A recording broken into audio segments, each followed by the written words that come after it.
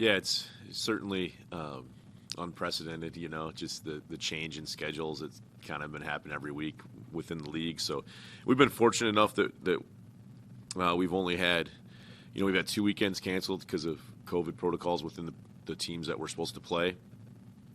So, we've been fortunate enough to play 10 games at the same time as it's frustrating to lose 2 weekends, especially since we lost 2 weekends within our division and 2 home weekends, so it's kind of there's going to be ups and downs, and it was kind of a tough week knowing that we weren't going to be able to play, but you just do make the best of what you can do and what you can handle. So we did have a few extra days of practice to work on us.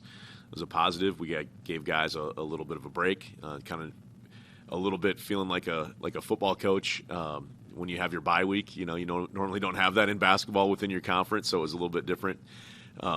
And sitting around a little bit, not sure what to do with myself on Saturday and Friday night, wishing that we were playing, but control what you can control, right, and make sure that you get better. So, again, not feeling like we're playing pretty well.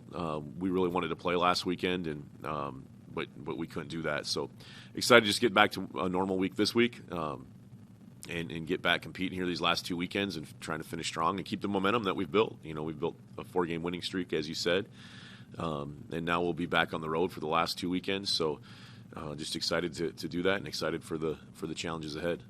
So what does having that week off kind of do for that momentum? You always like to carry, that previous victory from a series into the next one, and then you have a week of basically just practice. What does that do? Yeah, it's a little bit of the unknown whether we were going to be able to reschedule against another team potentially. So we just kept guys sharp there for a while, hoping everybody's hopeful that we get to play 2 games or at least 1 game over the weekend.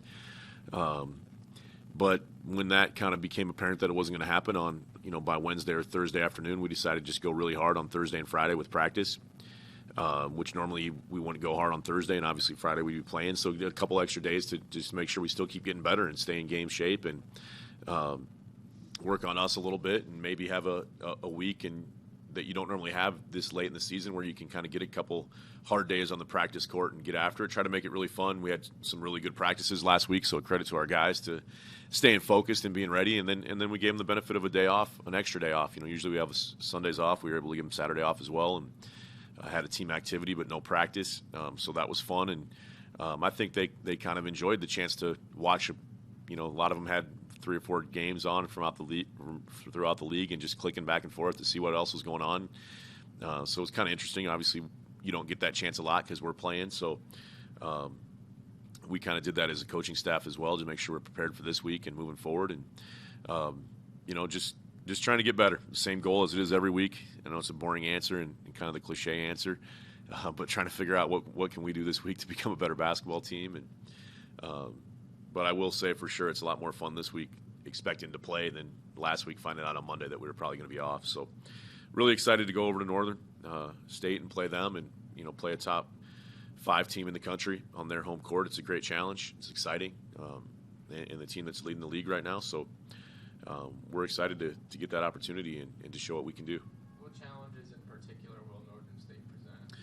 Yeah, they're just used to winning. They've been a team that's been on top of the North Division in the NSIC for a number of years now. A lot of the guys that are playing for them are juniors or seniors now that have had success in their program and expect to win. And they've had a lot of close games and found ways to win those close games down the stretch. So they've just got that winner's mentality, and they find ways to make plays, and they really don't play a ton of depth, but they've got 5 guys that are having really good years for them right now. So we've got to go down there on the road and just be ready to go. We've got to find a way to win possessions. They're so good. They're so good at maximizing what they get out of each possession. Low turnovers, low fouls. They don't give up too many easy baskets. So that'll be kind of the battle that we're trying to focus on this week. You're jousting for that 3rd spot. When you want to get to the Pentagon at the end of the season, what will be the biggest keys to you guys making it to the postseason?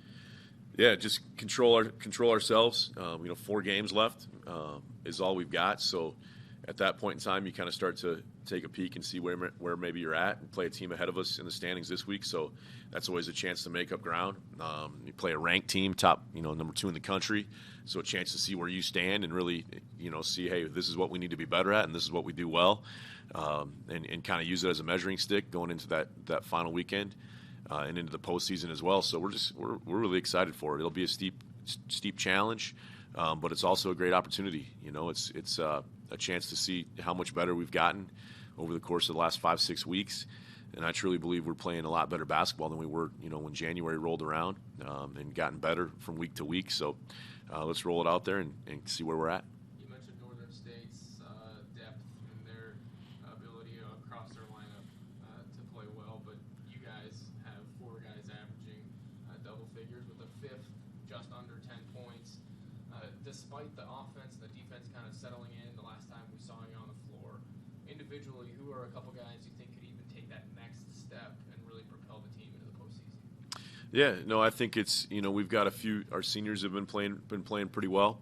We've talked about it a number of times, that despite being a senior, Melvin's out there for the first time and coming off an injury. So as he continues to get better and get more comfortable, that helps us. Some guys that are new to our program, Cameron Dumfries really stepped up the last few weekends and kind of got his rhythm after missing first semester practice a lot with some close contact deals that had him sidelined for a while and missing, I think, 40 days of practice. So he's been really coming on strong, but just continue to get more consistency from some of our other guys. And Stephen Ross is a first-year guy that's just still got some things that he can do to improve. He's been up and down a little bit, but he's got a lot left to show. Ben Bowles in that category as well. Jackson Gunville has given us some good games off the bench, but he's a first-year guy and a freshman. So all those guys are just fighting to kind of show a little bit more consistency, because when they're good, they're really good. They're really good when they're good. And, I'd love to see them finish off with 5-6 games of playing the way that they practice most days and just trying to kind of find that next level on the game court, because those guys have got some things that really haven't been seen on game film yet, that we see a lot day to day. And just finding that confidence and that comfort level when the lights are on, that's a step that a lot of guys have to go through, and I'd like to see those 3 or 4 guys do that, and I think they can really boost us and take us to the next level. Your team has been holding opponents just over 70 points a game.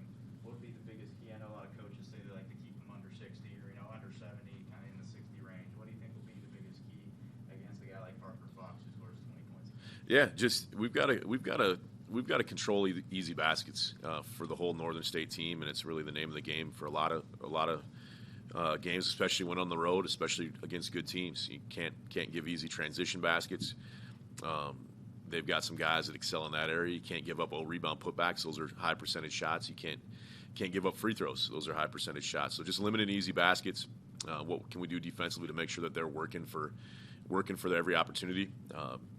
And that all starts by getting a great shot every possession on offense, so you have floor balance on the way back down the court, and no transition opportunities. So we've been pretty solid in that, taking care of the basketball, taking the right shots, and giving us a chance on the defensive end. But continuing to grow on that, especially on the road, it's just huge. Can't let them have momentum building plays with an easy bucket from here or there. And if we can win that battle, then I love our chances on the road. All right, thanks, guys. Appreciate it.